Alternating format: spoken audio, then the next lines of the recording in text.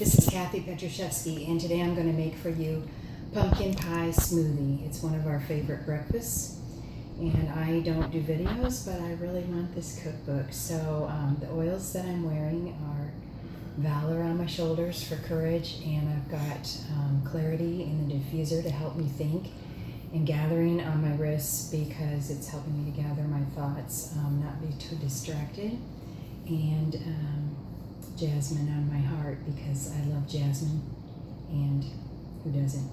Okay, the key ingredient that we're using in this pumpkin pie smoothie is the oils. I have 3 vitality oils here. I have clove, cinnamon bark, and nutmeg. I use a drop of each, except in my case I love nutmeg, so I usually use 2 drops.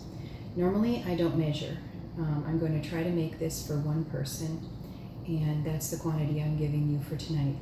You start with 1 cup of milk or nut milk. I use coconut almond usually, or coconut.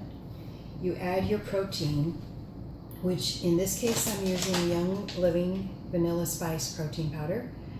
You can either use 2 scoops of that, or you can use 1 scoop and add a 1/3 cup of good quality Greek yogurt.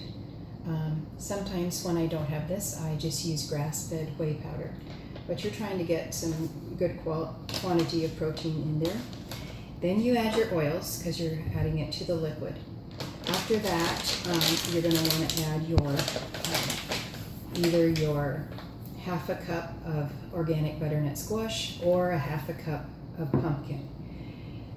The idea here is to keep the color orange because these oils are going to make it taste like pumpkin pie, but when you throw something that's not orange in there, like a kale, it doesn't come out like pumpkin pie because you're drinking something that's green or a weird color.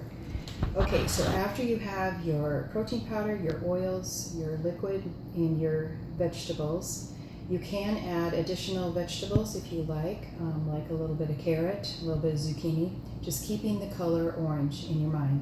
The last thing you want to do, well, I like to put in a little bit of healthy fat. I love pecans, so I put in about a 1/4 cup of pecans, or you could use a teaspoon of coconut oil. Then your final thing is your fruit, and since we want this to be cold and smooth like malt, we want frozen food. So I always keep bananas frozen in the freezer.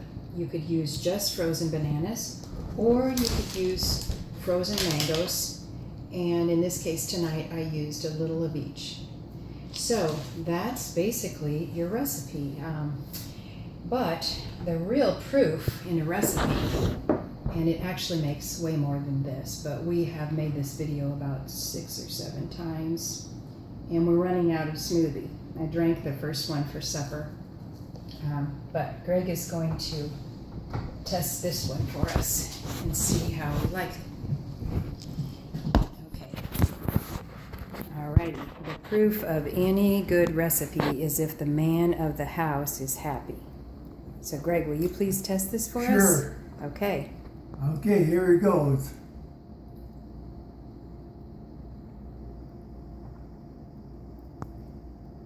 Oh, that's really good. It tastes just like pumpkin pie. Okay, thank you. Happy baking.